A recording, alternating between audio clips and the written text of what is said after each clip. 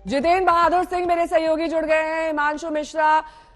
रवीश पाल सिंह और साथ ही देव कोटक मुंबई से इस वक्त जुड़ गए हैं। सबसे पहले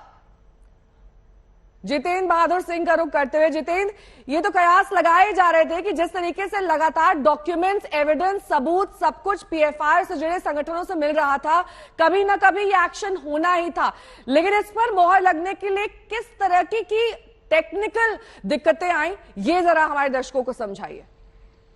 देखिए नेहा, काफी दिनों से इस बात को लेकर के मांग की जा रही थी कि पॉपुलर फ्रंट ऑफ इंडिया पर बैन लगना चाहिए, लेकिन उसके लिए पर्याप्त सबूतों की आवश्यकता थी और यही वजह है कि पॉपुलर फ्रंट ऑफ इंडिया पर एनआईए, ईडी और दूसरी एजेंसीज ने 2 बार रेड किया है। आपको बता दें कि सबसे पहले 22 सितंबर को जो ये रेड हुई थी उसमें 106 लोगों को गिरफ्तार किया गया और उनसे पूछताछ में जो लीड मिली उसमें 27 सितंबर को दूसरे राउंड की जो पूरी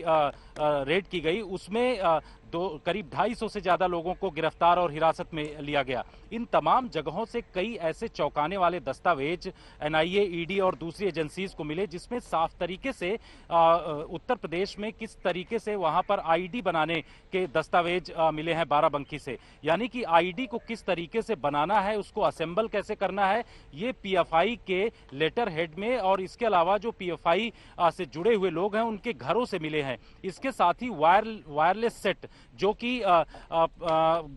कि तमिलनाडु में एक पीएफआई का सदस्य पकड़ा गया है, एनआईए की इस वक्त हिरासत में है, उसके पास से 2 वायरलेस सेट मिले हैं। साथ ही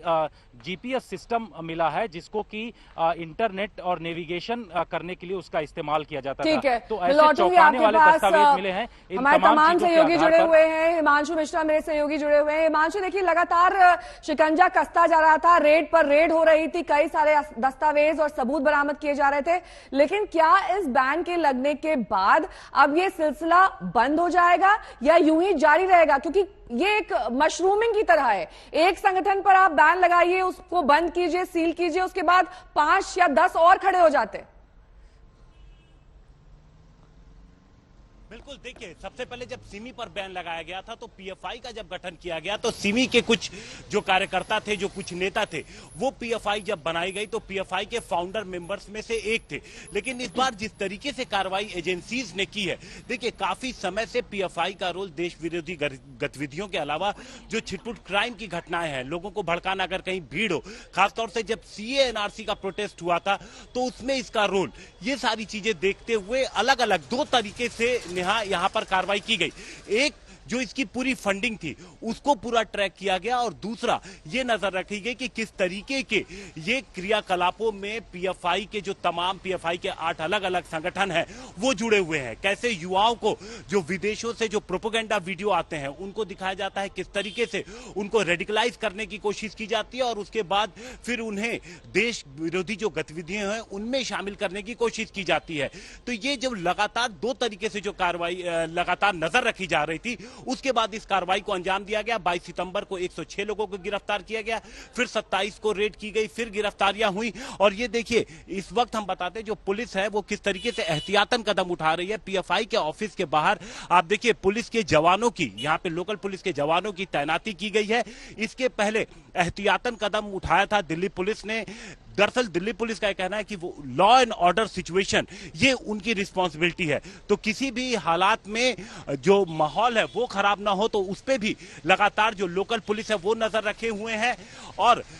जो बातचीत का सिलसिला है वो भी किया जा रहा है। तो किसी भी, जब हमारी बात हुई कुछ अधिकारियों से, उनका कहना था कि जब बैन लगाने से पहले पर्याप्त सबूतों की आवश्यकता होती है, क्योंकि जाहिर तौर पे जो इनके अलग अलग संगठन थे, छात्रों के अलावा मौलाना मौलवी के अलावा एक वकीलों का भी संगठन था, तो ये कोर्ट में अगर चुनौती देते हैं तो किस तरीके से जो ये बैन है इसको वो बताएंगे कि ये सही है, ये डॉक्यूमेंट्स है, वो सारी चीजें रखेंगे। तो ये तैयारियां करने के बाद नेहा इस पूरी जो बैंक की जो आपके पास हिमांशु, क्योंकि इस वक्त तमाम संवाददाता अलग अलग जगहों से हमारे साथ जुड़ रहे हैं। अब्दुल बशीर मेरे सहयोगी इस वक्त तमाम जानकारी के साथ सीधे हैदराबाद से जुड़ रहे हैं। अब्दुल, हैदराबाद में जब रेड पड़ी वहां पर कितने ऐसे पीएफआई या फिर उससे जुड़े संगठन थे जिनमें दस्तावेज या फिर सबूत पाए गए, उन पर अब बैन लग गया है, उनको सील बंद कर दिया गया, कितने ऐसे थे?